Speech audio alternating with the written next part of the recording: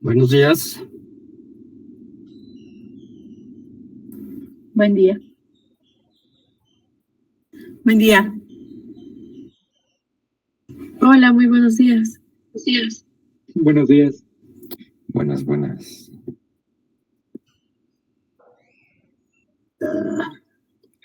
¿Me escuchan? Sí, fuerte y claro. Sí, Sí. perfecto. Bueno, voy a compartir pantalla.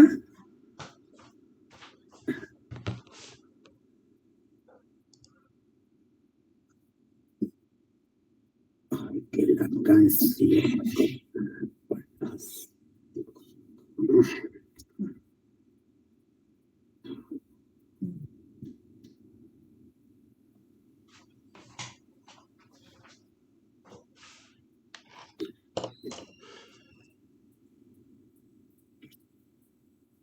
Órale.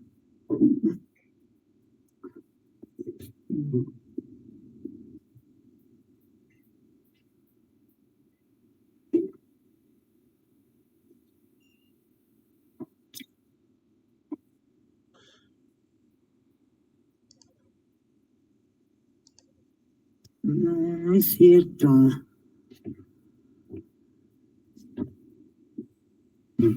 Profesora, si quiere que le ayude a compartir, no tengo tema. Me encanta cuando dicen no tengo tema. Yo nunca he entendido qué es eso. Que no tengo problema, pues. No, No me pues, molesta. no, sí, ya me lo han dicho. Ya me lo han dicho mis alumnos, pero válgame Dios, no tengo tema. No, bueno. Pero oye, ¿dónde te la comparto? Déjele, mando un mensajito por WhatsApp. Es que yo no, este es el team, ¿no? Yo es la primera vez que estoy en team. Yo se los dije, trabajo más en el otro, en el Zoom. Pero bueno, si me haces el favor, te lo voy a mandar. Ya le mandé un mensajito.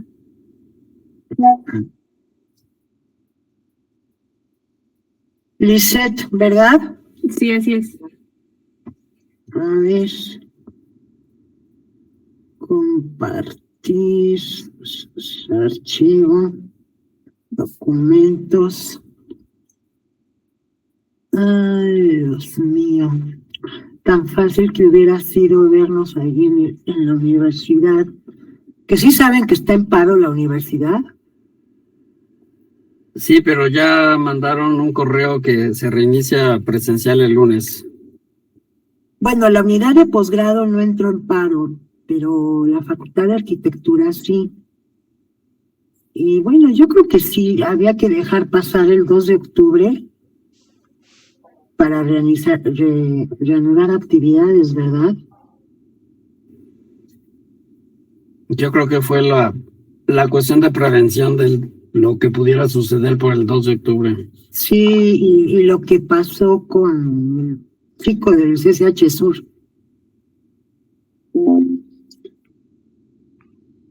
Ay,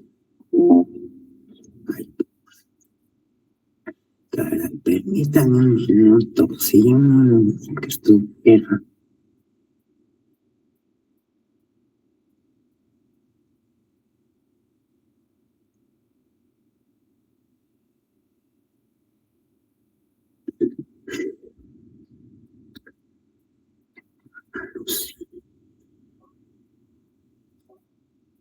¿Por qué no te cierras?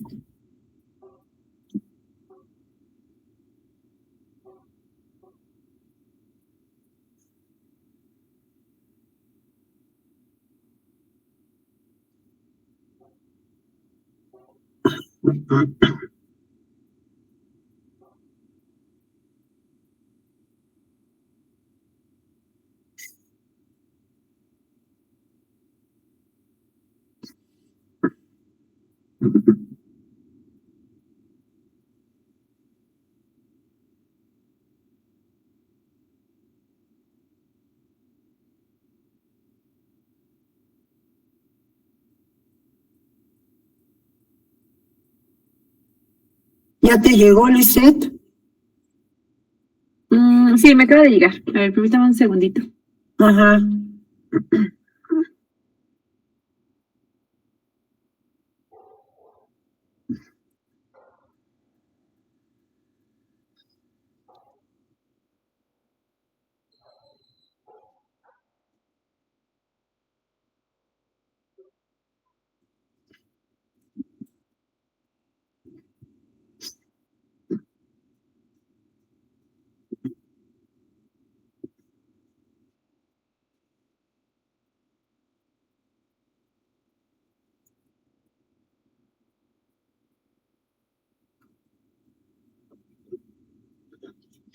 Muy bien, muchas gracias, Lisette. Bueno, jóvenes, ¿todos la están viendo en sus pantallas? Sí. Sí. Bueno, voy a continuar con lo que inicié el viernes pasado, que les he estado hablando de algunos sociólogos urbanos que han hecho importantes aportaciones, investigaciones a la ciudad, a la vivienda y a todo lo que ocurre en los entornos urbanos. La semana pasada hablamos de la Escuela de Chicago, que fue clásica, pero clásica, que muchos urbanistas, inclusive no sociólogos, están formados en la licenciatura de urbanismo, en la maestría, incluyen en sus clases o mencionan en sus tesis la Escuela de Chicago, porque fue pionera en los análisis urbanos desde el punto de vista de la ciencia social.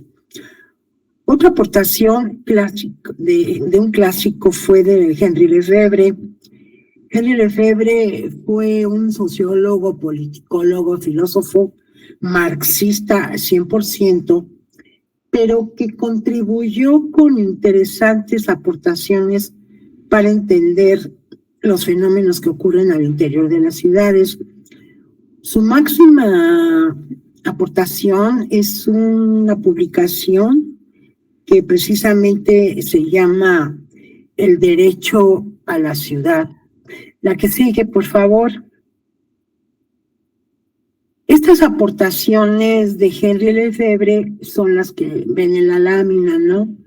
Por un lado, habló de los fenómenos de la industrialización y cómo la industrialización marca una pauta para dar inicio a los procesos de urbanización en las ciudades, ¿no? O sea, industrialización y urbanización son dos fenómenos que se dieron de manera conjunta tanto en las ciudades de Occidente como posteriormente en las ciudades de aquí de América Latina, con algunas décadas siempre de atraso en comparación con las ciudades norteamericanas o con las ciudades europeas. Lefebvre habla de una urbanización global de las ciudades, porque para él, digamos, la distancia que hubiera o que hay entre una localidad rural y un centro urbano, independientemente del tamaño que pueda tener este centro urbano, en términos sobre todo de población asentada en este centro urbano, pero en ese trayecto, si hay alguna construcción, no nada más ya es del campo, sino que si hay alguna construcción, ya es un indicio de que la urbanización está rompiendo los límites de este centro urbano, los está pasando, ¿no? Es una aportación de este pensador que habla ya de la urbanización global de todas las ciudades, ¿no? Por otro lado, refiriéndose al concepto de ciudad, él dice que la producción del tejido urbano como espacio de consumo, de lugar y lugar de consumo, o sea, que las ciudades finalmente en un sistema capitalista, porque repito, toda la visión que tiene Henry Lefebvre fue a partir del conocimiento de cómo funcionan las ciudades bajo un sistema económico, el sistema capitalista. Entonces este señor nos dijo que las ciudades, todo el espacio que hay en las ciudades, es un espacio que se debe de consumir. Por eso habla espacio de consumo y lugar de consumo, ¿no? Mientras más volvamos consumibles, por llamarlo de alguna manera, cualquier espacio de la ciudad, mayor va a ser la productividad que le va a generar a la persona o al grupo de personas que sean propietarios de ese espacio. Por eso en los sistemas capitalistas, y bueno, ya la mayoría de los países en la actualidad están regidos bajo el sistema capitalista, muchas veces no encontramos plazas abiertas, parques, ¿no? Porque no son espacios que generan productividad, sino que cualquier metro cuadrado dentro de la ciudad debe de ser objeto de producción de cualquier bien inmueble. Lo importante es que genere una renta, que genera un ingreso, que genere plusvalía. Por eso, para Lefebvre, la ciudad es un espacio de consumo y consumo de lugar. Consumimos espacios para hacerlos productivos. La que sigue, por favor.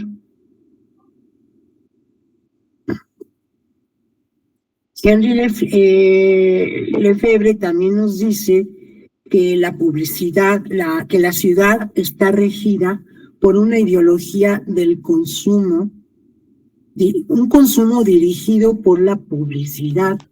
Consumimos cuestiones materiales, pero también consumimos cosas o cuestiones que tienen un carácter simbólico. Ahí les pongo un ejemplo, ¿no? Relacionado con la vivienda, su tamaño, su ubicación, sus prestaciones, su apariencia, es un símbolo de éxito y de posición social. No es lo mismo vivir en zonas residenciales, ¿verdad?, que vivir en zonas habitacionales, digamos, más periféricas, ¿no? Así como hay una estratificación social muy marcada en el caso de México, de los países latinoamericanos, en términos de clases sociales, hay una pirámide que va desde la clase económicamente más poderosa, vamos pasando a las clases medias y finalmente a las clases sociales que tienen un menor ingreso. Y esa estratificación que existe en la estructura de clases sociales, pues se refleja también en el espacio. Y ustedes como arquitectos y como personas que se están formando para la evaluación inmobiliaria lo saben muchísimo mejor que yo, ¿no? El suelo urbano en la ciudad tiene un precio y un valor dependiendo fundamentalmente de su localización y de una serie de inversiones que se hace sobre ese suelo. La siguiente. Para Henri Lefebvre, la actual expansión planetaria de la urbanización está provocando lo que señalo ahí, explosión hacia las periferias. Las periferias han crecido, en el caso de México han crecido de manera mezclada. Hay periferias consolidadas de zonas residenciales de altos ingresos económicos, pero también hay periferias muchas veces no totalmente consolidadas, pero que están habitadas por estratos de población de escasos recursos económicos. El fenómeno de la segregación, como lo vamos a ver, la segregación espacial, el colapso de las redes sociales comunitarias, no las redes sociales interactivas, no, o virtuales, son las redes sociales comunitarias. La segregación, que es consecuencia de la fragmentación del espacio urbano, cómo el espacio urbano se fragmenta a partir de los valores que tienen en función de estas rentas de localización. La intervención en la cuestión urbana del capital financiero, que eso ha sido como se ha visto muy fuerte a partir de la década de los 90, y la privatización de los espacios, perdón, de los servicios urbanos y de suelo, ¿no? Todo esto para Lefebvre ha profundizado aún más la crisis que se da en las ciudades y han sido objeto de estudio en toda su obra, ¿no? En toda su aportación, insisto, que hizo a la sociología urbana. La que sigue. Para Lefebvre, la ciudad, que era una obra que unificaba lenguajes, códigos y tejidos sociales comunes, hoy en día se ha convertido en una comunidad en donde se desvanece las relaciones de vecindad y las relaciones de barrio, ¿no?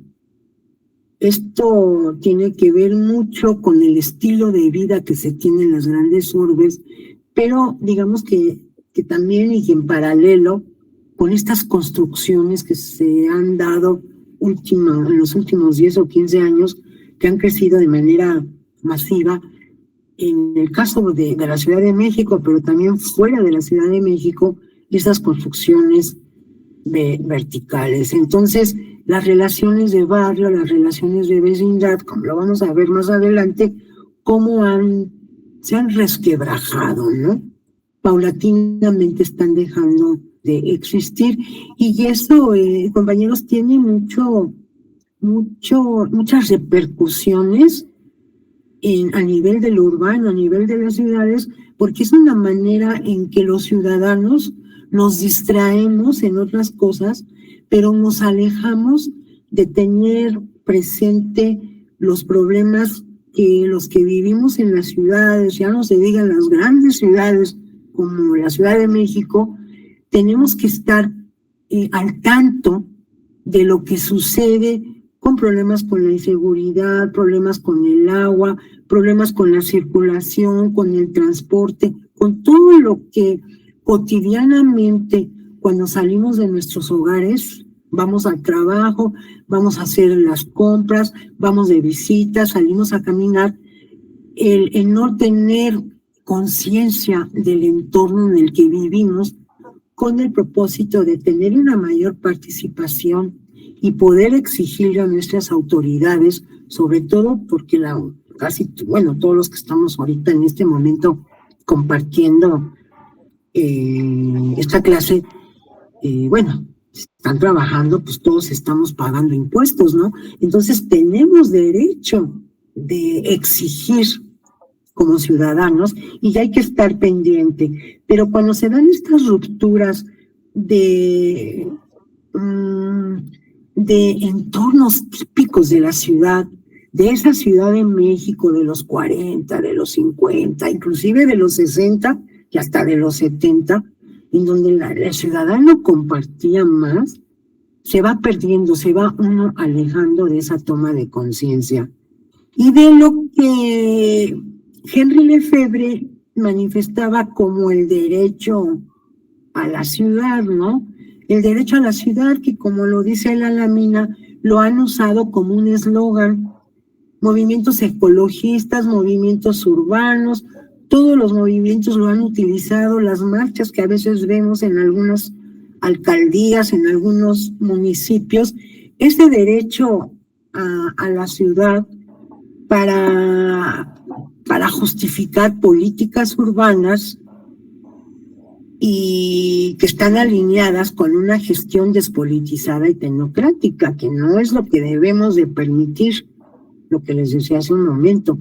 El ciudadano debe de estar obligado a tener una mayor participación ciudadana, nada más para exigir lo que todo ciudadano debe de exigir en ambientes tan urbanos, tan complejos como son los ambientes de las ciudades. La que sigue, por favor. La ciudad global. Ya Lefebvre no habló tanto de la ciudad global, que es la ciudad que nos está tocando vivir, pero sí lo hizo Saskia Sassen, que es una socióloga, que ya desde 1984 utilizó el término ciudad global definiendo la agrupación de redes de producción y de consumo. Y esta ciudad global, para Saskia Sassen, que tiene muchas publicaciones, se caracteriza por la construcción de fachadas altas de los edificios, de fachadas muy altas, de vidrio, la diversidad, la polarización y la fragmentación. La diversidad, las ciudades, generalmente las grandes ciudades, generalmente se caracterizan por la presencia de personas a veces de distinto origen étnico, de distinta religión, de distinto lenguaje, ¿no? Y lo que le comentaba hace un momento, refiriéndome a la fragmentación, particularmente lo que conocemos la fragmentación del espacio urbano. Crecimiento del mercado financiero. El mercado financiero, como les dije, desde los 90 ha jugado un rol muy importante en las políticas públicas. Y en el caso de la vivienda que es, digamos, la vivienda residencial alta, media, baja, popular, de interés social, en cualquier tipificación que hagamos de la misma, sabemos que la vivienda juega un papel definitivo en la conformación del espacio de las ciudades, ya que según algunos autores lo han constatado con estudios, con análisis, cerca del 60% del suelo urbano en las ciudades pues está destinado a un tipo de alojamiento, un tipo de vivienda. Y bueno, los mercados financieros han generado una política, por llamarlo de alguna manera, para apoyar la producción de vivienda en cualquiera de sus estratos o de sus manifestaciones. La ciudad global también se caracteriza por la presencia de servicios corporativos especializados que rigen la economía global. Cada vez encontramos corporativos más especializados. Últimamente sabemos que toda la especialización de estos corporativos tiene que ver con la tecnología de la informática, ¿no? Estamos viviendo en una sociedad sumamente donde la presencia de la informática es definitiva. Y yo creo que en todo lo que hacemos durante el día, desde el celular, que no lo soltamos, hasta conectarnos a la web, todo ya tiene que ver con la tecnología, ¿no? Que es la última de las características, ¿no? Las redes de comunicación. Y aquí sí me refiero a las redes de comunicación digital. Las redes de comunicación digital están modificando de una manera, yo diría que radical, las relaciones sociales entre las personas, entre los grupos sociales, sobre todo, y yo lo veo con los chicos que doy un curso en la licenciatura de urbanismo y en la Facultad de Arquitectura, cómo estas redes sociales ya forman parte de su yo interno, como diría Freud, que ya no pueden, que cuando no pertenecen a una red social se sienten como excluidos, ¿no? Y casi todas, digo, por los comentarios que luego escucho que hacen, lo que en clase comentan y me doy cuenta, que su vida está regida por esas redes sociales, hasta socialmente, ¿no? Salen poco, pero todos siempre están. Probablemente también muchos de ustedes, ¿no? Porque pues desgraciadamente con este Zoom no puedo verlos. ¿Qué tan chavitos son? Pero yo creo que si todos son jóvenes. Es lo malo del Zoom. Muy malo del Zoom. No me puedo dar cuenta de la edad, y para mí sí es importante, ¿no? Sí es importante más o menos el promedio de edad en que andan mis alumnos para darme cuenta de muchas cosas. Pero bueno, las redes sociales como formas de comunicación en esta sociedad altamente tecnificada está siendo presente y está transformando la vida cotidiana de todos los habitantes, todas las personas. La que sigue, por favor. Ya saben que me pueden interrumpir y ojalá que lo hagan con alguna pregunta, ¿no? Bueno, en la década de los 80, se dio un cambio radical que aceleró la década de los 90 en muchos países en donde se dieron fenómenos, por llamarlo de alguna manera, como la privatización, la desregulación. Recuerden el periodo que fue de Carlos Salinas de Gortari, que él privatizó y desregularizó muchas leyes e hizo muchas reformas, y como lo vamos a ver más adelante, ahorita nada más es un adelanto, y una de las reformas que hizo muy fuerte durante este periodo Carlos Salinas de Gortari fue la reforma del artículo 27 constitucional, que tiene que ver con la ley agraria. Eso transformó mucho, inclusive transformó mucho la política urbana. Pero ahorita lo voy a dejar ahí, lo vamos a ver después. Otro fenómeno es la apertura del mercado nacional a empresas extranjeras, como parte también de esta globalización. En finales de la década de los 80, principios de los 90, se dan leyes nacionales, pero también se dan leyes internacionales que empiezan a generar lo que Saskia Sassen mencionó, esta entrada a un proceso global de la economía. De tal manera que las empresas extranjeras de cualquier giro podrían llegar a México. México también podría instalarse en algunos países, ¿no? Esta globalización que tuvo sus cosas buenas, pero también sabemos que no todas fueron totalmente buenas. Y una última característica o fenómeno que empieza a surgir en estos años es la participación de actores económicos de las economías nacionales en el mercado global, ¿no? Toda esta inserción, aquí podemos hablar mucho de los promotores inmobiliarios que han tenido una participación directa, tanto en la economía nacional como en la economía de otros países, a través sobre todo de la producción de vivienda y de otro tipo de construcciones, digamos. La que sigue, por favor. Bueno, aquí ya entramos, no hay ningún comentario porque aquí ya voy a entrar a un nuevo tema. Lo que vimos hasta ahorita fue como un marco general.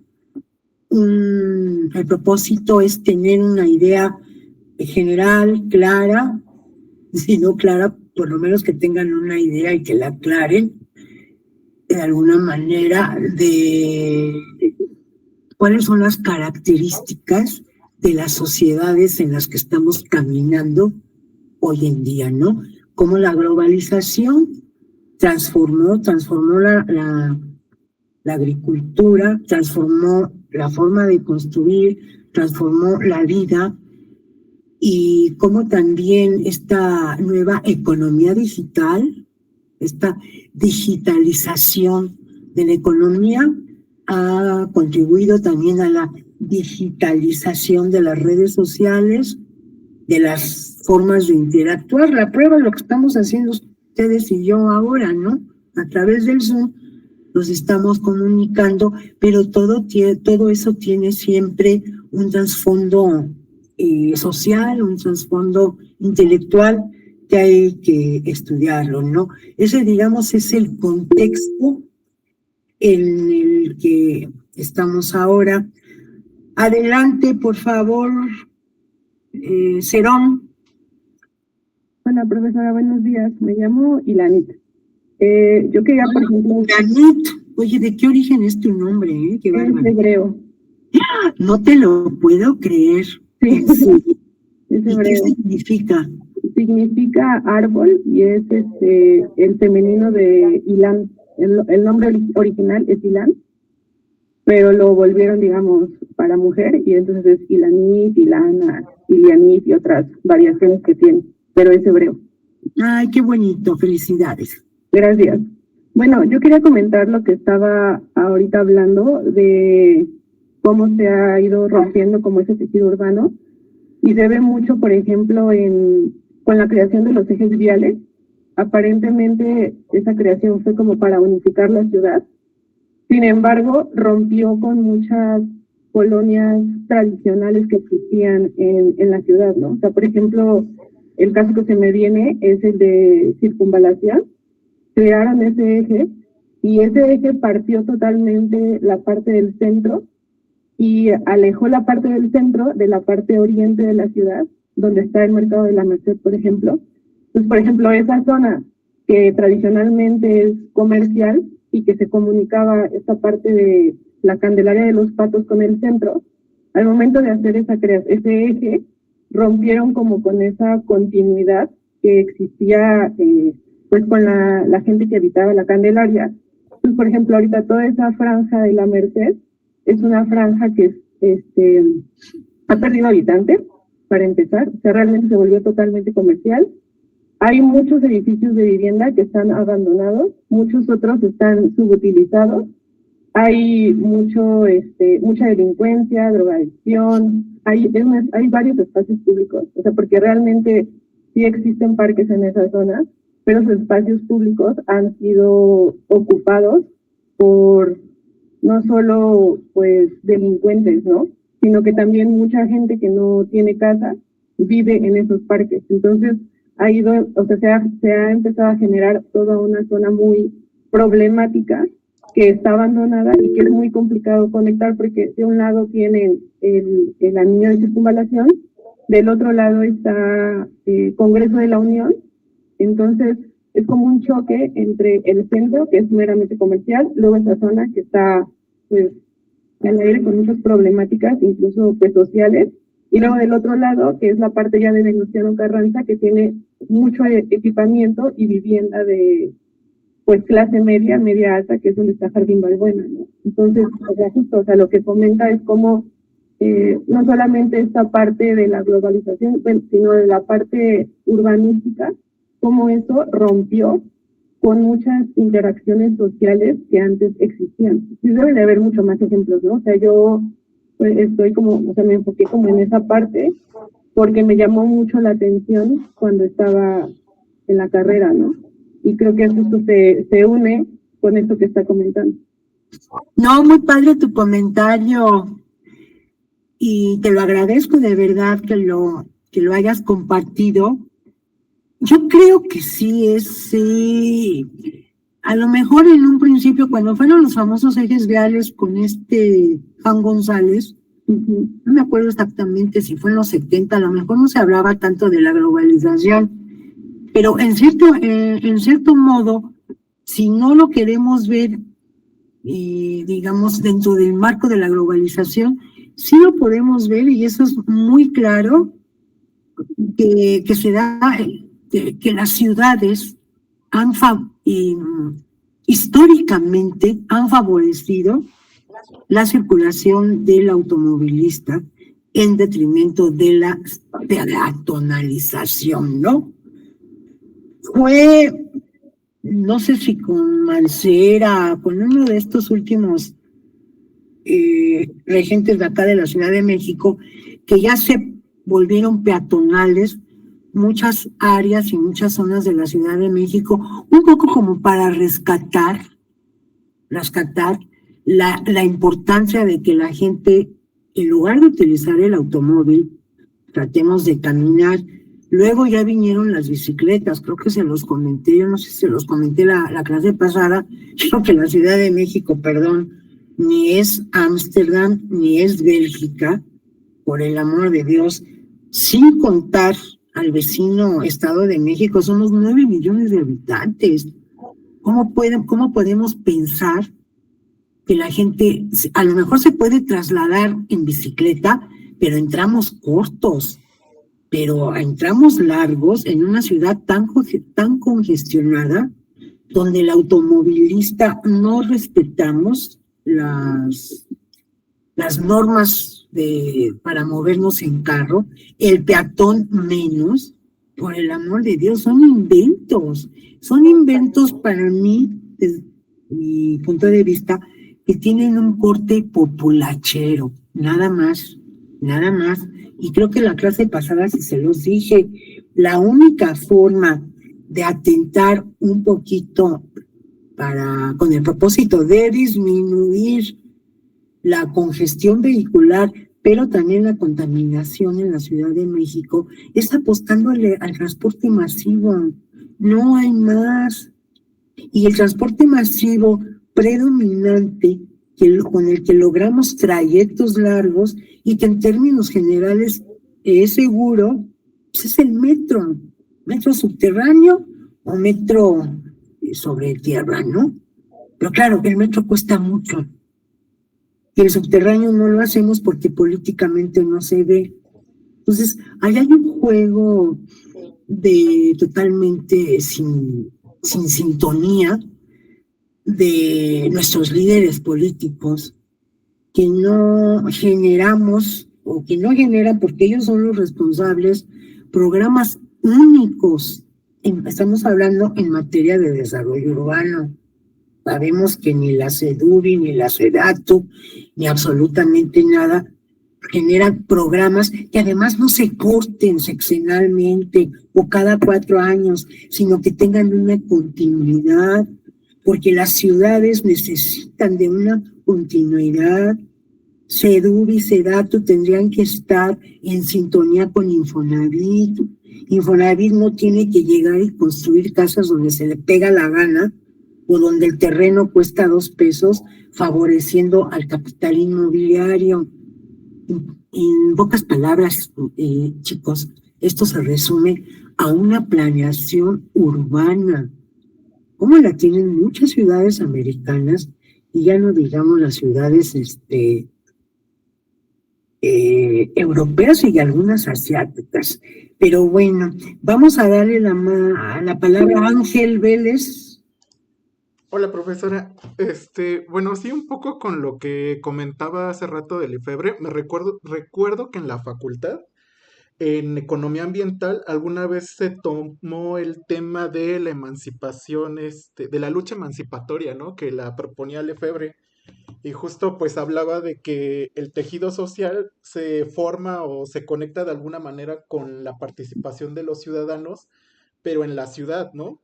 O sea, directamente en sus barrios, donde vive, cómo lo vive. Y también lo que me llamó mucho la atención de la presentación es que menciona a los tecnócratas, ¿no? Que es cuando, pues de alguna manera se instrumentalizan las instituciones y con ello, pues también comienzan a ver estos, pues no el bien de la población para su beneficio, sino para conseguir otras cuestiones económicas, ¿no? En este caso, inmobiliarias. Y pues es cuando se empieza a hacer un desarrollo urbano que pues no va mucho de la mano con los intereses sociales, ¿no? Sino más, como mencionaba, para el automóvil. También algo que me llamó mucho la atención fue ahorita el comentario de la compañera de cómo los ejes viales rompen con el tejido social que existe. Pues otro ejemplo es la calzada de Tlalpan. En cuestión de la Merced, creo que no aplica tanto porque tiene otros factores importantes, ¿no? Ya sea que pues la ciudad creció cerca de los 60 hacia el oriente. Realmente teníamos un polvorín de lo que quedaba de que se estaba secando los remanentes del lago de Texcoco. Y también es importante ahí en la Merced lo que sucedió era un poco que no había como una planeación, pero ya venía histórica porque realmente ahí eran zonas donde llegaba la gente, ¿no? No voy a decirle Trump, pero básicamente tenía esa función antes, que es lo que ocurre mucho, ¿no? Por ejemplo, en Indios Verdes, en Martín Carrera, que son zonas que comienzan a crecer pues con no sé cómo decirlo, pues con un desorden, ¿no? No hay un tejido urbano como tal, y pues realmente son poblaciones que llegan o emigran, ¿no? Por buscar mejores condiciones de vida y se empiezan a formar como esas abandonos en estos sitios de la ciudad o zonas marginales. En la Merced pasó algo así y justo después del sismo es cuando la gente empieza a salir justo de la Candelaria, de la Merced, y cuando aparece la central de abastos es cuando culmina ya en un abandono total la zona de la Merced y posterior ahí ya no hubo planes urbanos para poderlo seguir desarrollando. Entonces sí es cierto que Congreso de la Unión pues de alguna manera limitaba, ¿no? Lo que era el crecimiento de la ciudad o hasta dónde llegaba la ciudad tal vez hasta los años 60, pero sí es cierto que a partir de ahí hacia el oriente ya no hubo como una buena planificación. Aparecieron algunas colonias, ¿no? Como puede ser Aragón, todas las secciones de Aragón, que de alguna manera tenían una planeación, que de hecho creo que fue el abuelo de Javier Sánchez el que hizo todas esas planeaciones de crecimiento de la ciudad hacia el oriente. Y de hecho la colonia Aragón se distingue por sus andadores, ¿no? Que son núcleos de andadores con manzanas y al centro de cada sección o cada colonia se encuentra un núcleo de servicios como es mercados, iglesias primarias, secundarias, todo en un núcleo. Pero sí es cierto que al final de cuentas la ciudad se hizo para el automóvil, porque todas esas vías se conectan a través de vías principales, ¿no? Vías rápidas de los vehículos. Por los ejes viales, ¿no? Ujú. Todos estos ejes viales. Muy buen comentario, compañero Vélez. Muchas gracias por tu participación. Las ciudades se tienen que transformar. En ningún momento pretendo yo hacerles creer que las ciudades tienen que quedar así, estáticas. No es cierto. Las ciudades se transforman, se modifican, cambian, pero lo ideal sería que estas transformaciones se hicieran bajo principios mínimos, aunque fuera de la planeación. Pero bueno, vamos a darle la palabra a la compañera Marta Santillán. Sí, buenos días. Buenos días, Marta. Sí, hablando de las vialidades y conexiones, en el caso de la delegación Magdalena Contreras y lo que es Álvaro Obregón, se construyó la supervía poniente, pero esto ¿para qué principalmente? Para unir lo que es la ciudad, salir una vía más rápida, otra vez apoyando más a los vehículos hacia el estado, hacia Coajimalpa y el Estado de México a salir a Toluca. Entonces, esas vialidades también afectaron en cuanto a la expropiación de terrenos, en cuanto a la construcción de túneles, pero todo en favor de la rapidez, de la comodidad de las personas de traslado, unas por trabajo que viven en las zonas periféricas y que van a grandes centros actuales como es Santa Fe.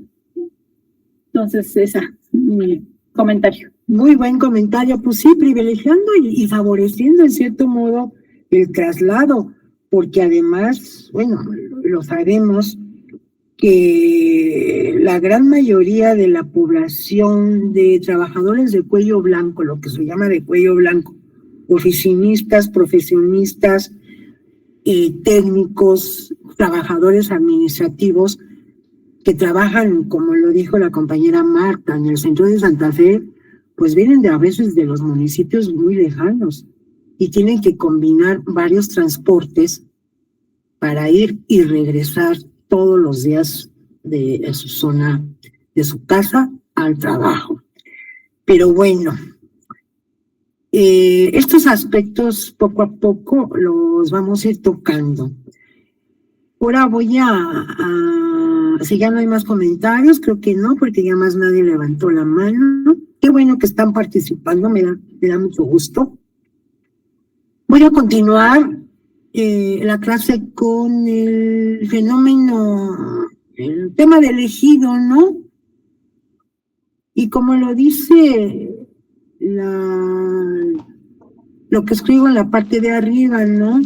En México el fenómeno de la periferia urbana de casi todas las ciudades del territorio mexicano está vinculado con las tierras agrícolas, porque todas las ciudades, absolutamente todas, crecieron sobre terrenos que originalmente tenían un uso agrícola, ¿no? Eran un uso agrícola, eran terrenos que se les conoce con el nombre de ejido, como una propiedad, como un terreno que el Estado mexicano otorgó a un grupo de campesinos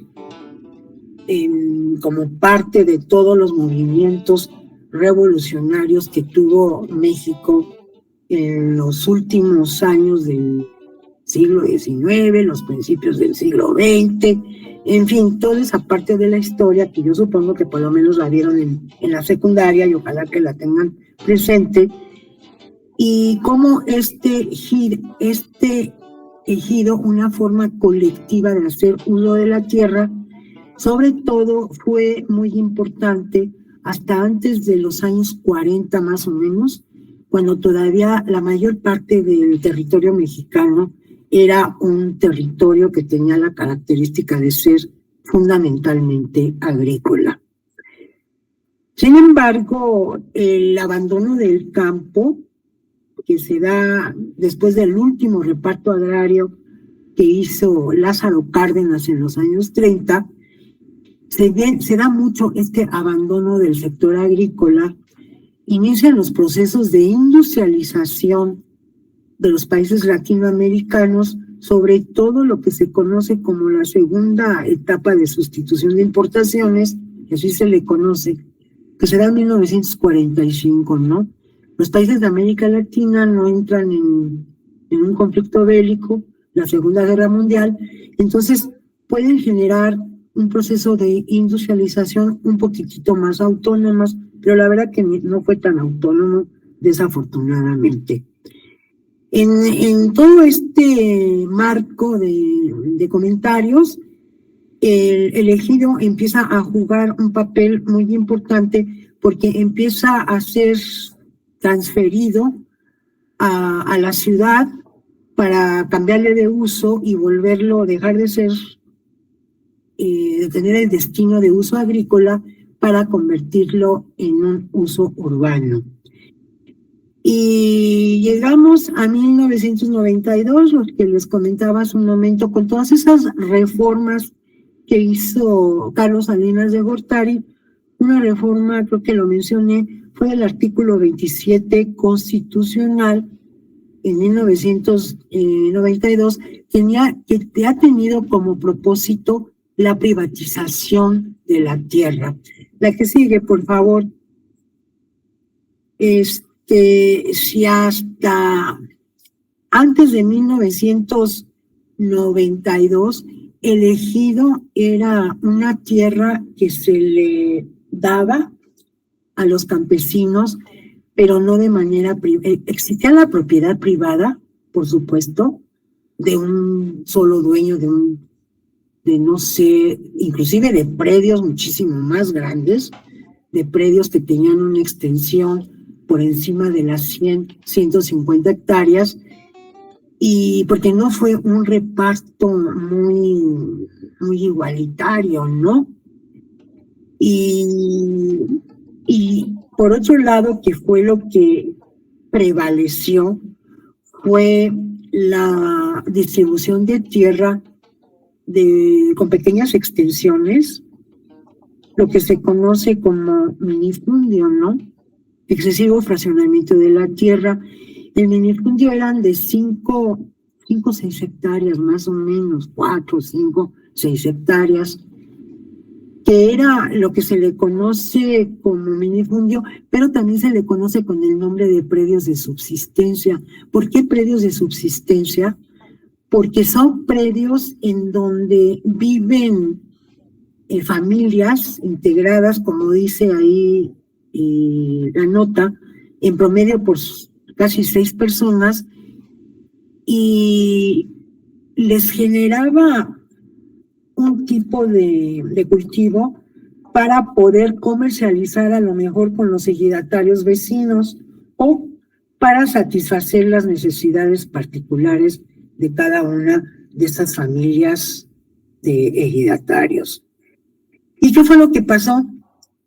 Como hasta antes de 1992, los campesinos no podían abandonar la tierra porque el Estado mexicano tenía todo el derecho a quitárselas. Si no la quieres, venga para acá, ¿verdad? Y a ver a quién se la doy. ¿Qué pasaba? Que los adultos mayores o los muy jóvenes, los niños, adolescentes, se quedaban cuidando la tierra, pero los adultos jóvenes se iban a las ciudades para trabajar como albañiles, en lo que fuera, con tal de obtener un ingreso que les diera una mejor calidad de vida, por llamarlo de alguna manera. La que sigue, por favor.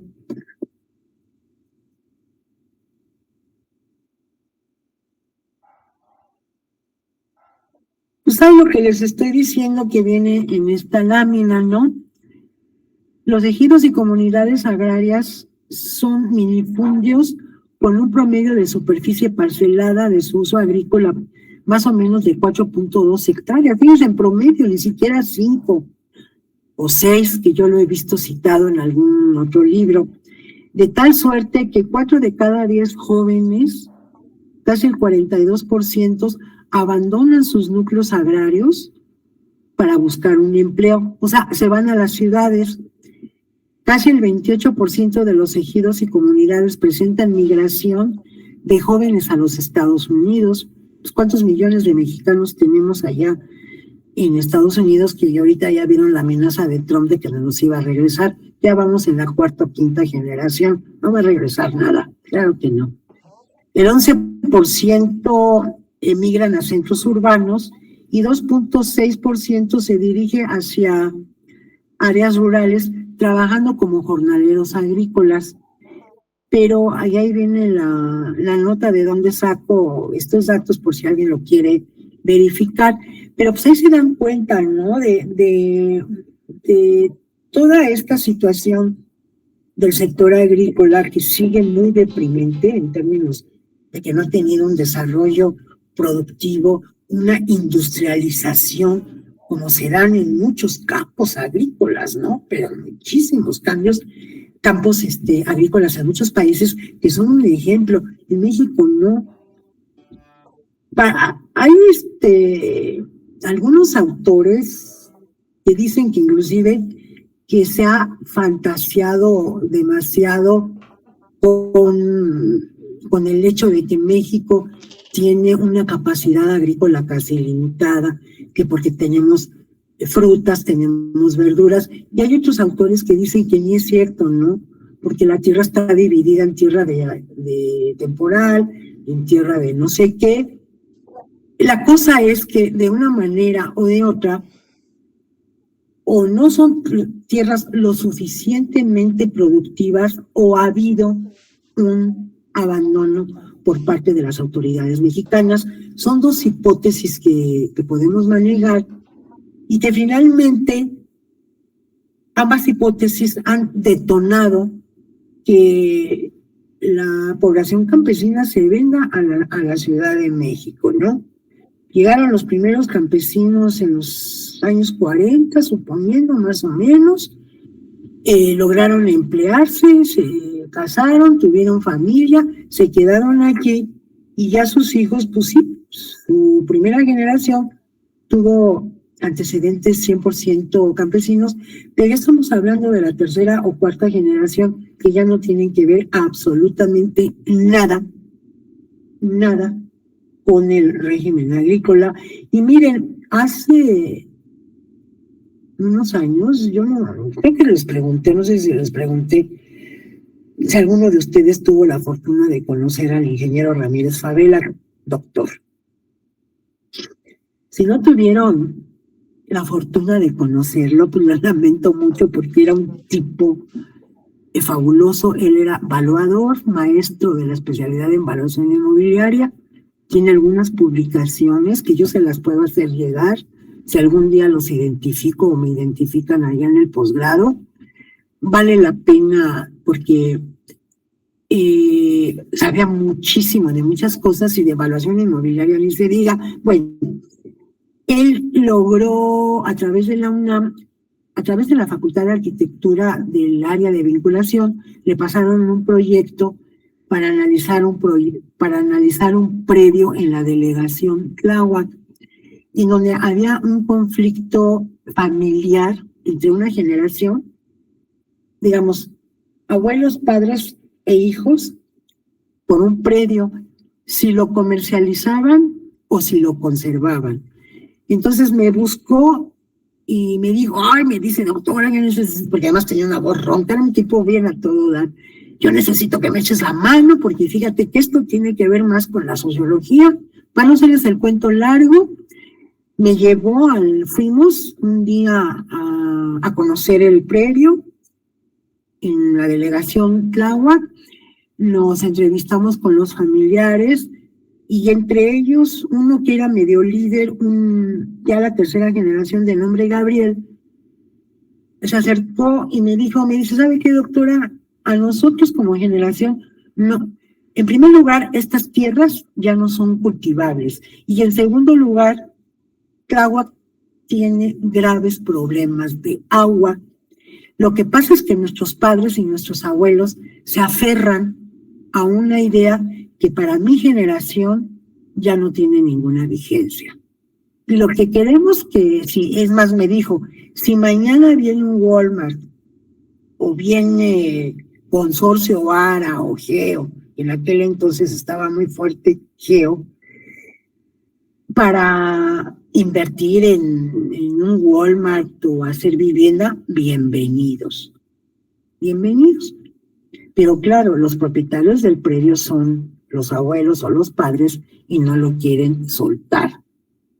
Entonces, ahí hay una cuestión de familiar, hay una cuestión de tradición, hay una cuestión a veces de aferrarnos a un mito en el sentido de que la tierra tiene que producir siempre cuestiones de carácter agrícola, pero bueno, eso se los comento porque es un ejemplo de que la tierra no siempre tiene esa capacidad agrícola. Y claro, en el caso de México, pues sabemos de muchos lugares en donde, o por falta de recursos, o porque no hay capacidad, o porque no hay agua, migran.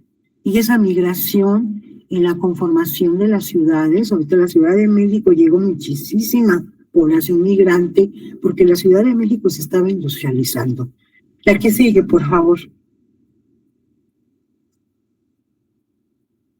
La que sigue, ya les hablé también de esto. Bueno, al interior de los ejidos, las leyes agrarias reconocen 3 modalidades de tierra. Las de uso común, que es el 68% del total de la tierra, las parceladas a favor de individuos y los famosos solares urbanos, que es el lote donde las familias de los campesinos pueden construir su vivienda, pueden construir una iglesia, pueden construir un centro educativo, un centro de salud. Y estos solares urbanos, aquel solar urbano que está, digamos, en las inmediaciones de un centro urbano ya consolidado, son los primeros en conurbarse y transformar su suelo agrícola en suelo urbano. Si ustedes en algún momento, yo creo que en Internet ahora, y tenemos la gran ventaja o con la inteligencia artificial inclusive, adelante, con Copilot, lo que quieran, vale la pena que les haga una síntesis sobre qué tipo de suelo fundamentalmente han crecido las metrópolis mexicanas, que se los den de manera sintética o que les manden bibliografía al respecto, yo se los aconsejo, porque bueno, la misma ciudad universitaria que fue construida creo que por ahí de los 40, creció sobre terrenos agrícolas, el Pedregal, San Jerónimo, toda esa parte del sur que conocemos de nuestra ciudad, creció también sobre terrenos agrícolas. Lo mismo sucedió para el norte, y la misma suerte están corriendo todos los centros urbanos de nuestro país, y es el solar urbano el primero que, sobre todo si está en las inmediaciones, se conurba y adelante, ¿no? Ya se urbaniza y su vocación agrícola como suelo, pues quedó para ser parte de la historia. La que sigue, por favor. Con esta reforma del artículo 27 constitucional, yo no les voy a hablar mucho porque ustedes llevan una materia con un abogado que es muy bueno, un maestro, que se ha especializado en este tipo de cosas. Yo nada más les voy a hablar de algunos mecanismos jurídicos que sirvieron para transferir la propiedad social a propiedad privada, ¿no? El dominio pleno y las sociedades mercantiles fueron dos mecanismos jurídicos que se crean para poder transferir propiedad social a privada. Para hacer operativo este cambio de régimen, en 1993 se crea el programa de certificación de derechos ejidales y titulación de solares, que se llama Procede, ¿no? Ahora, no es tan fácil. A ver la que sigue, por favor. Bueno, no es tan fácil que de la noche a la mañana la tierra deja de tener vocación agrícola para dar cambio a un uso urbano. Hay todo un procedimiento. En el sector agrícola existe lo que se llama, bueno, existe la formación de asambleas de los núcleos agrarios, en donde quien juega un papel muy importante es el comisario ejidal, pero también es muy tranza, porque este comisario ejidal a veces inclusive es el que establece relación con el capital privado, entra en negociaciones a espalda de los ejidatarios, de los campesinos, pero asegurándole al capital privado que la tierra que este señor le gustó y la quiere para invertir en cualquier tipo de inversión, ¿no? Vivienda, escuelas, hospitales, centros comerciales, cualquier bien inmueble, pero este comisario ejidal como que le hace de intermediario, pero siempre favoreciendo los intereses del capital, por supuesto. Y para muchos campesinos, cuando ya no tienen lo que decía este chico Gabriel en el caso de Tláhuac, cuando ya no tienen un arraigo a la tierra, o cuando tampoco la tierra es productiva desde el punto de vista agrícola, cuando no tienen inversiones, pues ahora le dicen vamos a entrarle al negocio inmobiliario, lo cual me parece a mí muy razonable. No voy a tener un predio ahí ocioso cuando me puede generar algún tipo de ganancia, de renta, ¿no? Y este comisario ejidal, claro, se supone que los campesinos se organizan en la asamblea, dan su solución, hacen votaciones, etcétera, etcétera, para decidir la compraventa de un ejido, la compraventa de una tierra de carácter agrícola, en qué términos y bajo qué condiciones. Adelante, Laura. Gracias, buenos días, profesora. Buenos Sí, días. un poco en relación a su comentario, porque precisamente cuando la vocación del suelo es una y la forzamos a ese cambio, en el caso específico de Tláhuac, donde son zonas chinamperas de cultivo, lo que se ha presentado en los últimos años y específicamente en este año que hemos tenido lluvias atípicas porque han sido demasiada agua, donde se han desarrollado de vocación de cultivo a cambio de uso de suelo habitacional, nos hemos encontrado que esta vivienda pues está sentada en lagunas donde el agua ya no permea. Entonces se han encontrado inundaciones. Calzada de Tláhuac finalmente y la alcaldía en general pues presenta muchos problemas donde el agua se anega. Es pésimo la infraestructura de drenaje y bueno, esto también, por ejemplo, el comentario de ciudades con uso o vocación del suelo que tiene de minería. Ahí el cambio de uso, pues por supuesto, si ya no hay minas que explotar, son ciudades que se han convertido en turísticas, como en el caso de Guanajuato, en el caso de Zacatecas. Entonces su vocación ahí sí cambia y bueno, deja una derrama económica, pero para la Ciudad de México me parece que el sentido tiene que ser muy bien observado, analizado, porque lejos de proveer de vivienda, que tenemos un gran rezago de vivienda, no en la ciudad, en el país, genera problemas a la gente que se asienta en esos espacios. La semana pasada que llovió muy fuerte en la zona de Nesa, pues bueno, en Chalco, la gente pues vive realmente bajo el agua y es un problema social y de salud que las autoridades no están resolviendo. Ese sería mi comentario. Muchas gracias, Laura, que además no están resolviendo, que lo han dejado pendiente desde hace décadas, porque todavía el municipio de Nezahualcóyotl y la semana pasada un profesor de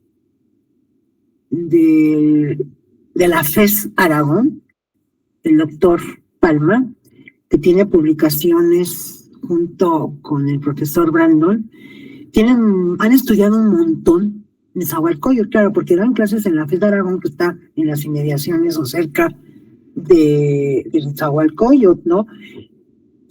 Pero ya nos habló y ya nos presentó un Nezahualcóyotl como ya dividido en clases sociales, porque hay una parte en donde ya está más consolidado desde el punto de vista urbano, pero hay otra parte en que está en una situación todavía carente de servicios, que es la que se inunda y con construcciones frágiles. La compañera Laura también tocó el caso de Chalco. Bueno, Chalco está olvidado pues desde hace décadas, ¿no? Desde hace décadas. Toda esa parte oriente del área metropolitana de la Ciudad de México colinda con la delegación o la alcaldía de Iztapalapa, lo que es Chalco, Chimalhuacán, Ixtapaluca, y yo la estudié, luego les hablaré de eso. La estudiamos allá en el posgrado a través de la vivienda, pero es como un lugar con graves problemas sociales, urbanos, pero la verdad jóvenes ya tienen décadas. No estamos hablando de algo que sucedió a raíz, como comentó la compañera Laura, de las lluvias de la semana pasada. No, porque inclusive las lluvias de la semana pasada, pues todos los años llueve en la Ciudad de México. Y uno se pregunta, ¿por qué en los meses de febrero, marzo, abril, que todavía no es la época de lluvias, por qué las autoridades no hacen nada? Pero miren, ni me meto en esos temas, porque además de que vamos a acabar en la depresión, mejor seguimos adelante. mientras hablaba la compañera Laura, otra persona levantó la mano y quería hablar, nada más que ya se me borró o ya no quiere hablar. Bueno, parece que ya no.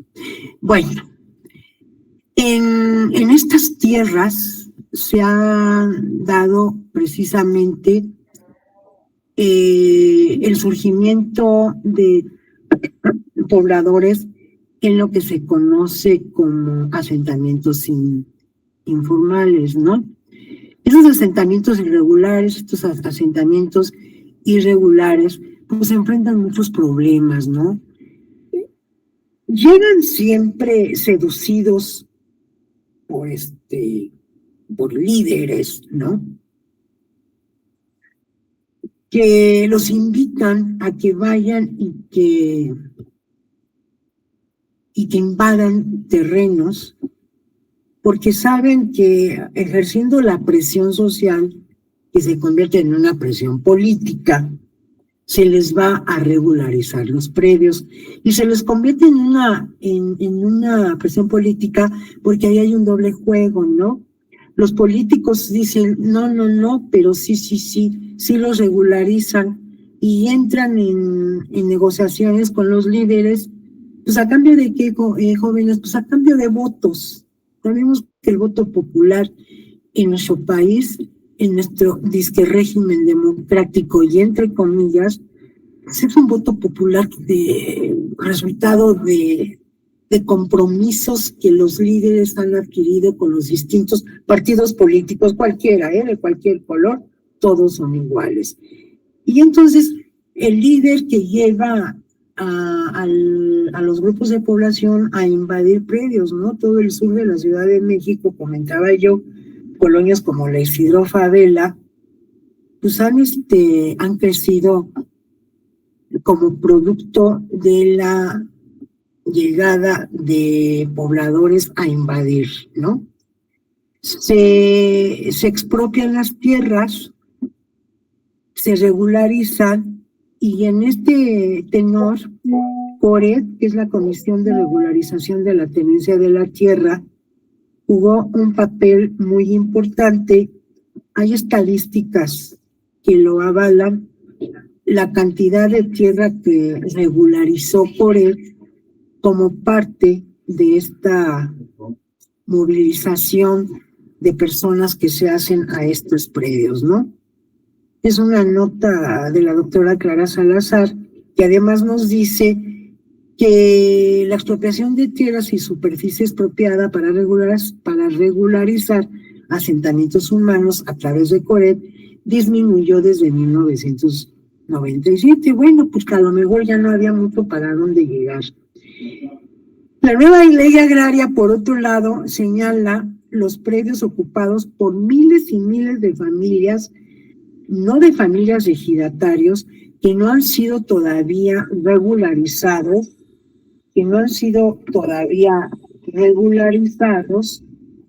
y que son jurídicamente propiedad de los ejidatarios legítimos de todas sus tierras, ¿no? O sea que todavía existen tierras que están siendo ocupadas, pero que no han logrado la regularización desde el punto de vista jurídico, dando origen al surgimiento de estos asentamientos informales. David Alberto, adelante.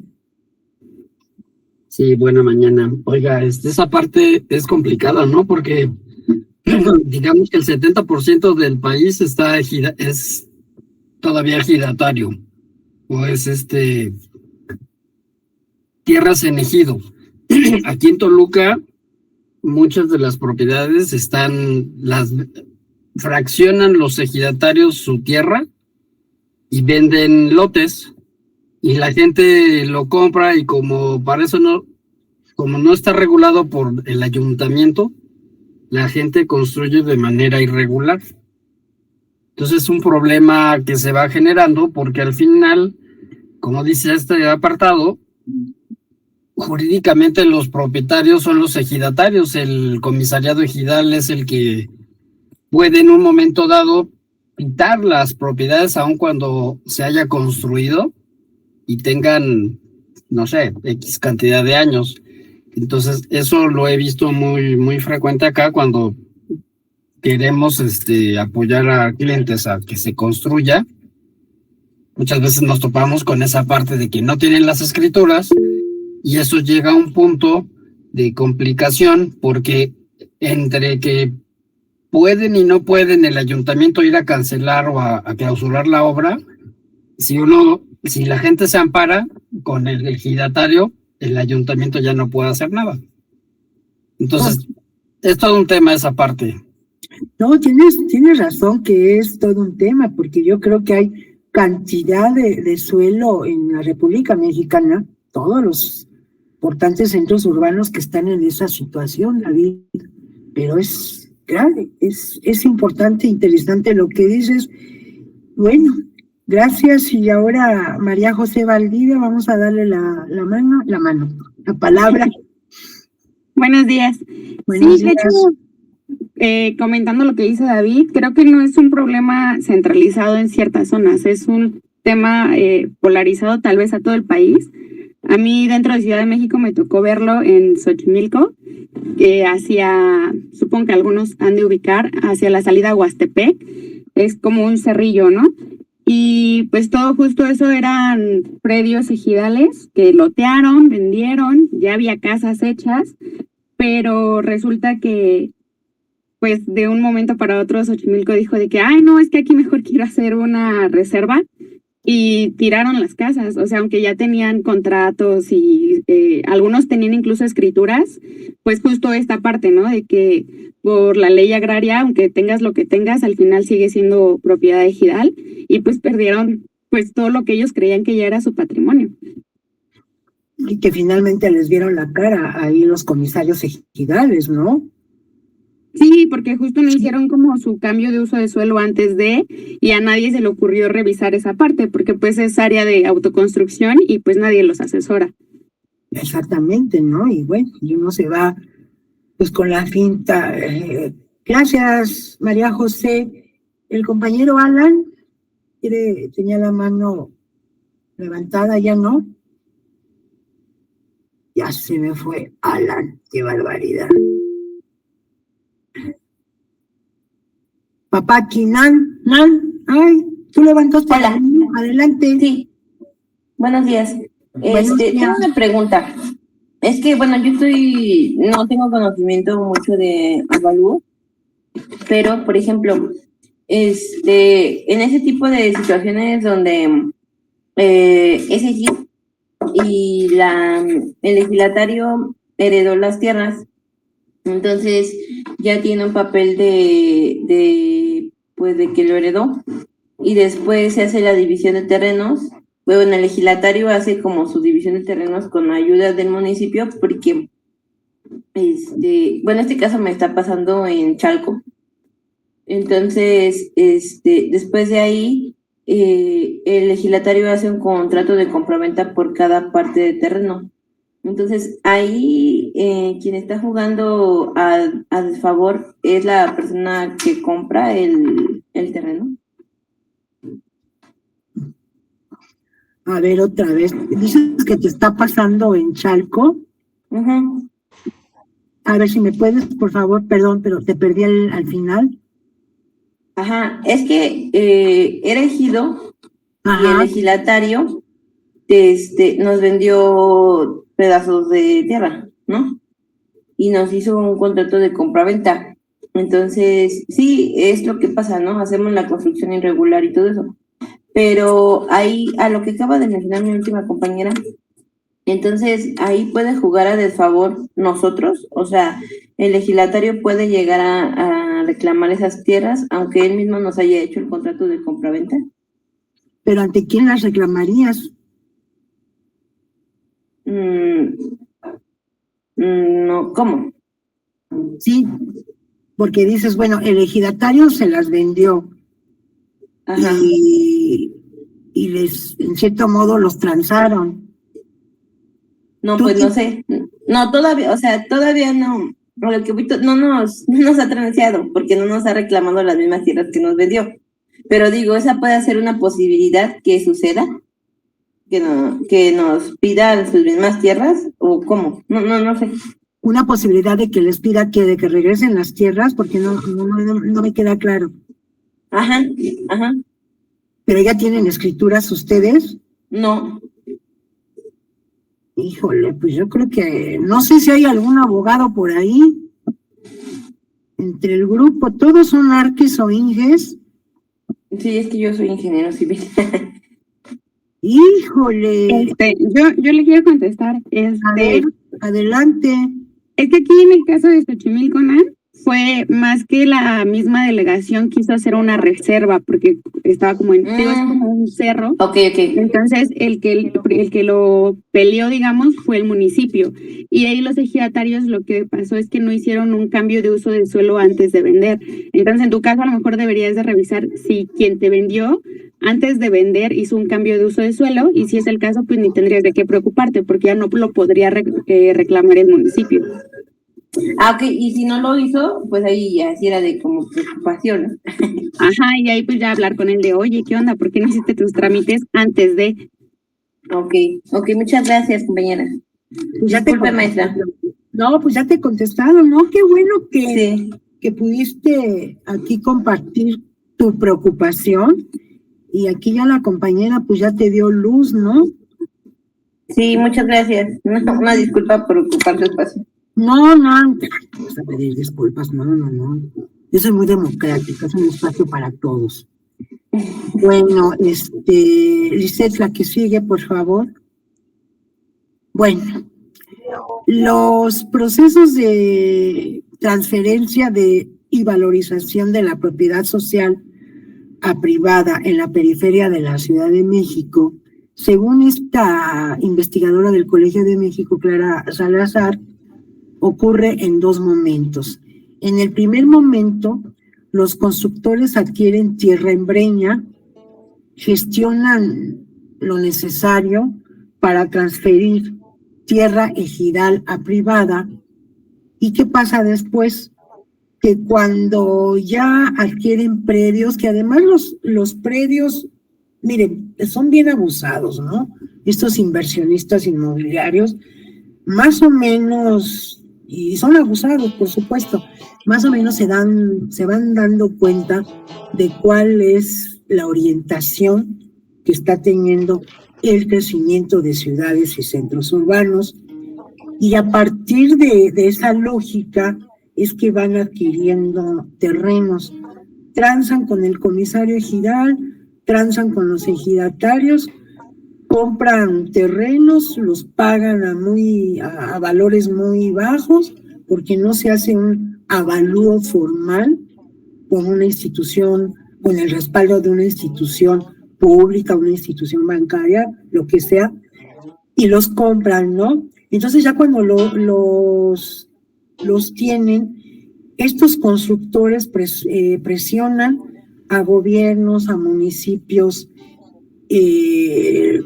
estados, municipios locales, gobiernos, etcétera, para que estos predios formen parte de sus reservas territoriales, con el propósito de que una parte importante, si no es que toda esa reserva, esté destinada a la construcción de vivienda, ¿no? De vivienda, lo que hace que la renta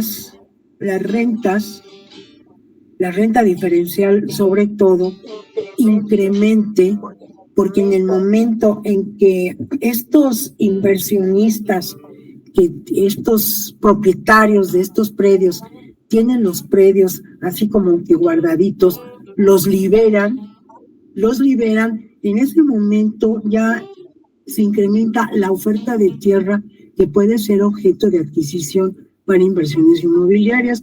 Entonces ahí ya hay un incremento en el valor del suelo.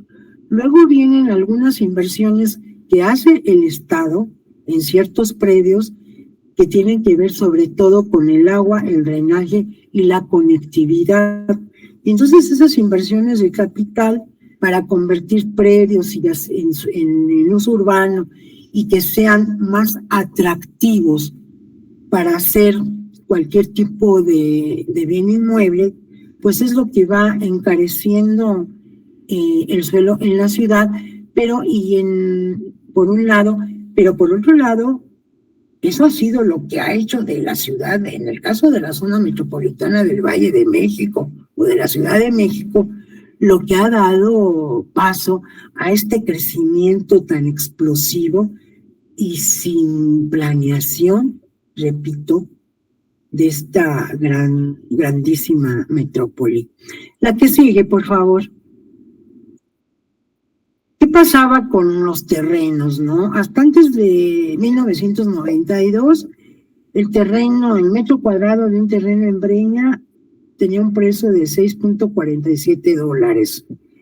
Entre el 92 y el 2000, el precio se incrementó en un 400%.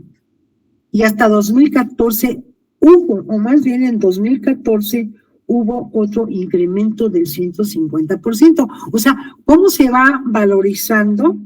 ¿Cómo se va valorizando estos predios, ¿no? A partir de inversiones, a partir de rentas de localización. Yo creo que es muy importante, es muy interesante. Y bueno, ahí les doy la fuente, ¿no? De la doctora Salazar, el puño invisible de la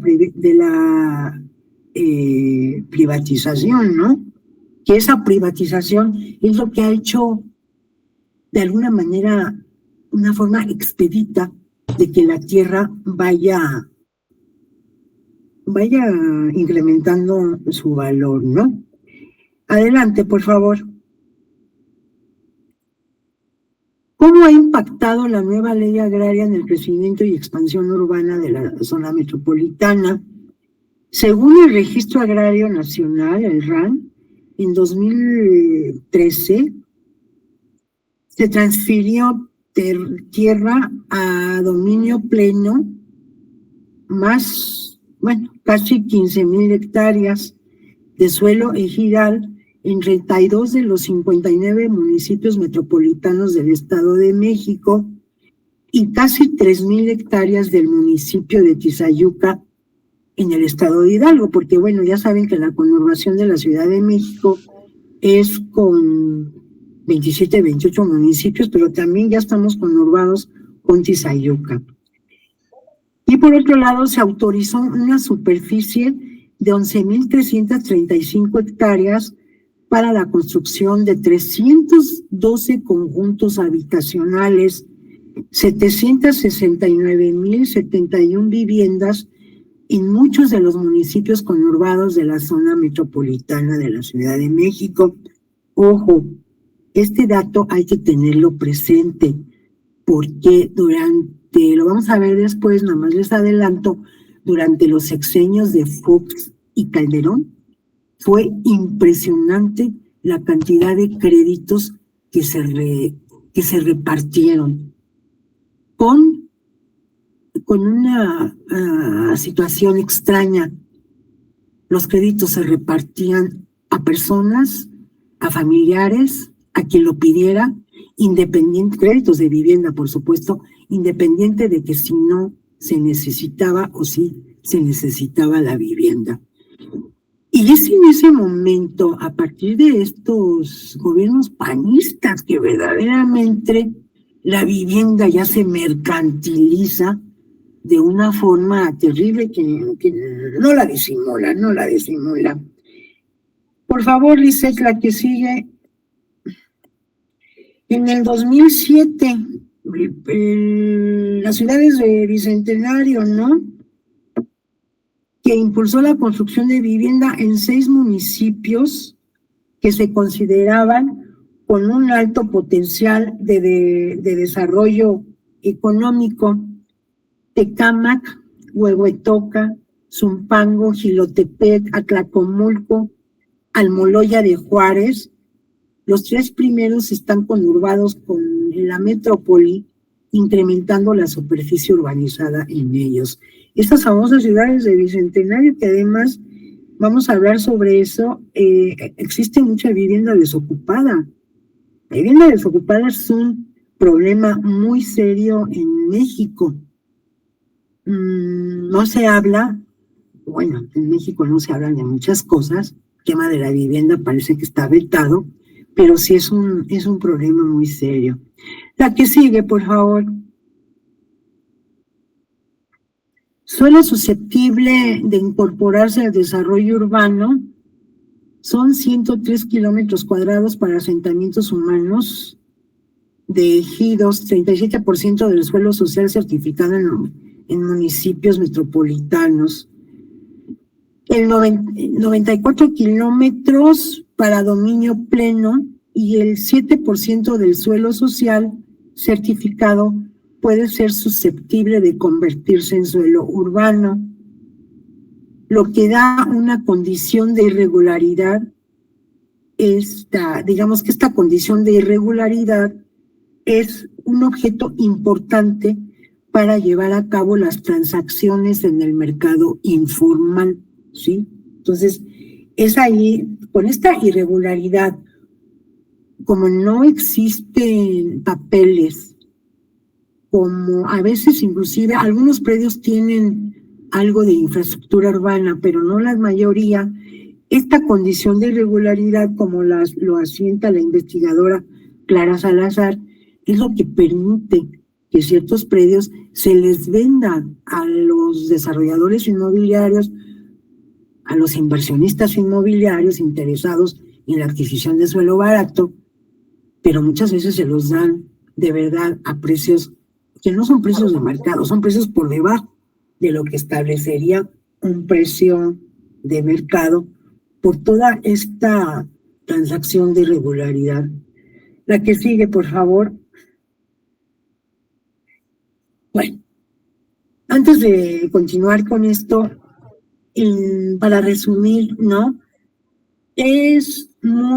Todavía es un hecho verídico, un hecho real, la presencia de una cantidad importante de terrenos que tienen esa condición de irregularidad en México, no en toda la República Mexicana. Inclusive hay construcciones, viviendas en algunas zonas que se les conoce como zonas populares, que están construidas sobre terrenos ilegales, que las familias tienen 1000 años de vivir ahí, pero que no tienen escrituras ni ningún papel que les garantice que son propietarios de esos terrenos, precisamente por esa condición de irregularidad, por un lado. Recuerden un aspecto muy importante para destacar en esta primera parte de esta sesión, que en muchos casos, colonias populares que dejaron de ser irregulares para regularizarse. Aquí en el sur de la Ciudad de México, pegado a Ciudad Universitaria, tenemos el caso de Santo Domingo, la Isidro Fabela y muchas otras que fueron asentamientos irregulares. Inclusive Santo Domingo fue toda una historia que creció dentro de la irregularidad, pero su proceso de regularización fue promovido por políticas de corte clientelar. Las demandas de población que emigró del sector agrario, a veces de centros urbanos con cierta infraestructura, pero que no generaban los suficientes empleos, entonces los jóvenes emigraron a la Ciudad de México y muchas familias llegaron después y se asentaron en estas periferias que ya empezaban su proceso de consolidación. Ese es un aspecto también que hay que tomar en cuenta, como la migración campo-ciudad, como la migración de centros urbanos no tan desarrollados como la Ciudad de México, fue un motivo para que la gente llegara a poblar, sobre todo la Ciudad de México, y como ya les comenté en algún momento, empezó su proceso de industrialización bastante escaso, pero bueno, tenía algo en los años 40, en la época de Miguel Alemán. Son dos aspectos, aparte de los ejidos, cómo se van convirtiendo, el papel que juegan los líderes, y el tercero, perdón, serían tres, el tercero, la migración. Y bueno, ya vamos a cerrar esta parte con estas preguntas, ¿no? ¿Cuáles han sido las consecuencias derivadas de políticas dirigidas al sector agrícola? Pues desde el punto de vista social, lo que ya les dije, el fenómeno de la migración de población campesina, que de jornalero agrícola se convirtió en jornalero urbano, ¿no? Trabajador de la industria, pero con salarios bastante deprimentes. La migración por regiones que se ha dado en un contexto de desigualdad regional, regiones más afectadas, el sur y centro del país, donde se localiza la mayor parte de ejidos y comunidades indígenas, que han sido las que mayor cantidad de migrantes han mandado a las urbes y, como lo mencionamos, a Estados Unidos de Norteamérica. La que sigue, por favor. Desde el punto de vista urbano, la privatización del ejido periférico y el surgimiento de colonias populares y a veces residenciales, se diluye el límite natural del crecimiento físico de las ciudades. Límite natural puede a veces ser un río, ¿verdad? Un límite natural. Demanda de suelo y servicio por parte de la población. Ocupación ilegal en suelo de mala calidad, tanto por su ubicación, sin servicios, en condiciones de irregularidad, dando origen a lo que en el lenguaje propio de la sociología urbana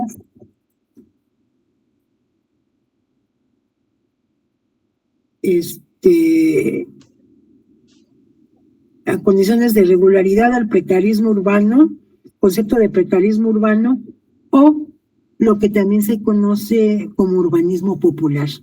Y hay muchos investigadores, sobre todo de la UAM, no me acuerdo si Xochimilco o Azcapotzalco, que han escrito mucho sobre la urbanización popular. La que sigue, por favor. Y aquí termino con una, creo que ya son las últimas, y el ordenamiento territorial. La vivienda adquiere, como se los comentaba, adquiere gran importancia en la incorporación social de los habitantes de la periferia. Hay una investigadora de la UAM Iztapalapa, Alicia Lindon, que ella tiene una publicación muy linda que se llama El mito de la casa propia. ¿Por qué un mito? Dice la doctora Alicia Lindon, porque para la mayoría de las personas, sobre todo ya adultos, tener una casa propia significaba como el cumplimiento de su mayor aspiración. Sí, ya tengo una casa propia, que se vuelve un mito, porque finalmente no siempre la casa que se adquiere a 20 o 30 años cubre las necesidades de habitabilidad de las familias. Por eso se ha creado todo un mito de la importancia que tiene el ser propietario de una vivienda, y no nada más en México, eso es en todo el mundo. Afortunadamente yo creo que ya las nuevas generaciones que hoy, ya los millennials ya son viejos. El otro día me enteré ahí en la universidad que ahora, a lo mejor ustedes ya lo saben, a los que están por debajo de los 35 años les llaman generación mazapán, porque el dulce mazapán apenas uno lo toca y se desintegra, ¿no? Es que así están los chavos de ahora. Ya la vivienda en propiedad ya tiene otro significado, otra dimensión. Y por eso la doctora Lindon, que habla mucho del mito de la casa propia. La que sigue, por favor. Otra pregunta, ¿no? La transformación de la tierra ejidal a usos urbanos se ha realizado dentro de la ley o al margen de la misma. obedecen los promotores inmobiliarios a los planes de desarrollo urbano? Ahí hay un par de preguntas que las podemos convertir en temas de tesis, de evaluación inmobiliaria. La ilegalidad de sus acciones de los promotores inmobiliarios con tierras de propiedad social ha propiciado el crecimiento desordenado de los centros de población.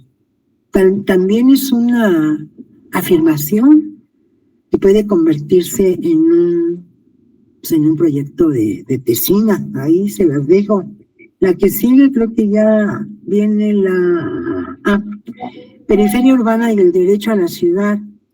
¿Qué capacidad tiene la periferia para articularse con los nodos centrales de la ciudad y saber, por ejemplo, si las vías de acceso de la población son funcionales, como sucede con los desarrollos inmobiliarios de muchos municipios del Estado de México, que tienen muy pocas vías de afluencia a la ciudad? Pues ya no digamos de estos desarrollos de vivienda, pues el mismo aeropuerto, ¿no? ¿Quién va al aeropuerto que está allá, no me acuerdo dónde, porque no tiene una vialidad adecuada, ¿no? Entonces, realmente, y es ahí donde yo insisto, ¿no? ¿Dónde está? Bueno, sería absurdo decir dónde está esa planeación urbana. Yo más bien digo que nunca ha habido planeación urbana, y no nada más aquí en la Ciudad de México, en todo el país. La que sigue, ahí están, jóvenes, las fuentes consultadas, y ya lo puedes cerrar, Lisette, por favor.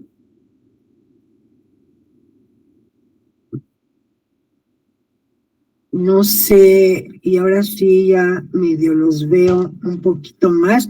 No sé si tengan alguna pregunta, algún comentario. Les mandé una lectura sobre la vivienda abandonada. Por favor, vayan leyéndola y para que me vayan elaborando un resumen que me lo van a mandar. No sé cuándo, pero vayan haciéndolo. Si no tienen ninguna pregunta, yo creo que no, ya están cansados. Laura Islas, adelante, Laura. Sí, nada más un comentario con estos puntos que mencionó al final.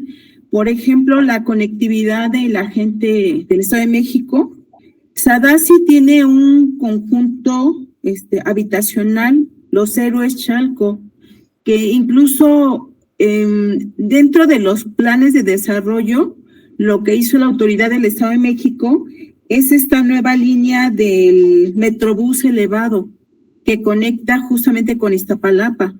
Pero finalmente estos conjuntos habitacionales están ya no en la periferia, después, o sea, hay como un cinturón, un vacío que no conecta, interrumpe esta conexión ni siquiera con el Estado de México, menos con la ciudad. Entonces me parece que es una problemática de planeación, pero esto obedece a que estos desarrolladores inmobiliarios compran la tierra que es de uso ejidal a precios irrisorios.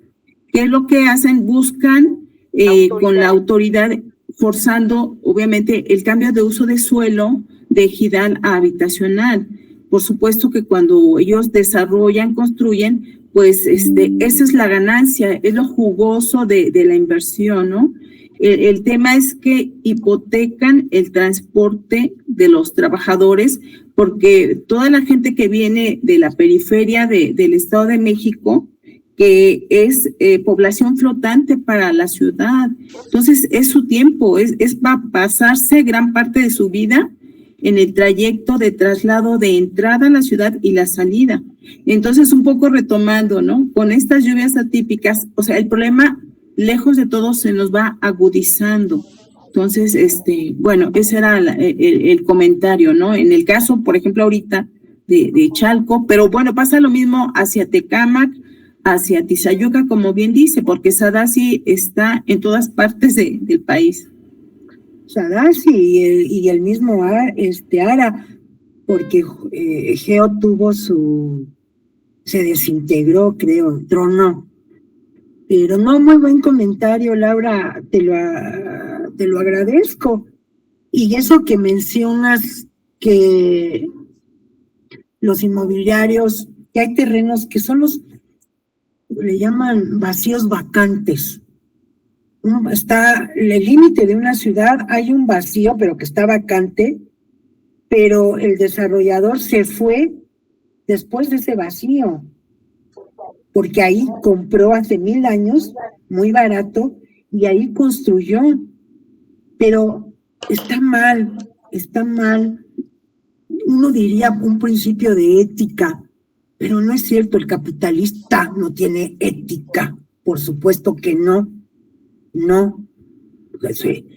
Yo ahí, y lo he dicho toda mi vida que he estado dando clases, el problema no es el inversionista inmobiliario, el problema es un Estado que te permite hacer lo que quieras, porque digamos, en el caso de la Ciudad de México, existe un programa de desarrollo urbano, y si un inversionista compra un predio donde nada más le permiten 5 niveles, pero hace hasta 8 niveles y nadie le dice nada. Lo mismo sucede con los conjuntos habitacionales en el Estado de México.